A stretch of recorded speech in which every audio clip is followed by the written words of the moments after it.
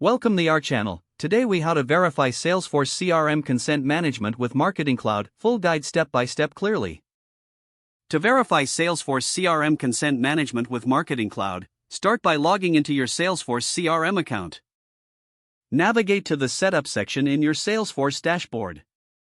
In the Quick Find box, type Consent Management and select the relevant option.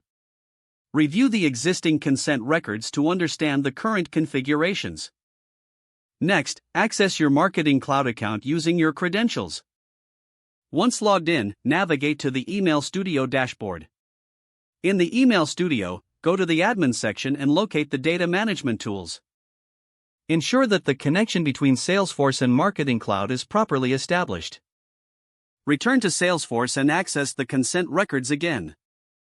Check for any new consent entries that may need to be synchronized with Marketing Cloud. In the Marketing Cloud, go to the Contacts section and look for the consent management tools. Verify that the consent records align with those in Salesforce. Utilize the import functionality to sync any new consents from Salesforce to Marketing Cloud.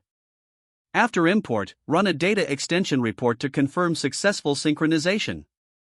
Monitor the consent status of contacts within Marketing Cloud and ensure compliance. Finally, document any discrepancies found during the verification process.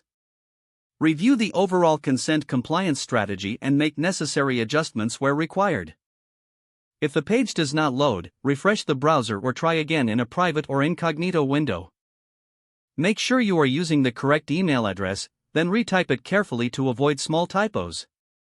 If your password is not accepted, use the reset option and create a new strong password you can remember. Check your spam folder for verification or security emails, then complete any requested confirmation steps. Enable two-factor authentication if available to improve account security and reduce unauthorized access risk. After signing in, review your profile details so your contact information and settings are accurate and current. If you see an error message, note it down and try again after restarting your device and internet connection. Log out when you finish, especially on shared devices, to keep your account and payment information secure. If the page does not load, refresh the browser or try again in a private or incognito window. Make sure you are using the correct email address, then retype it carefully to avoid small typos. If your password is not accepted, use the reset option and create a new strong password you can remember. Don't forget to like this video and subscribe to our channel for more step-by-step tech guides.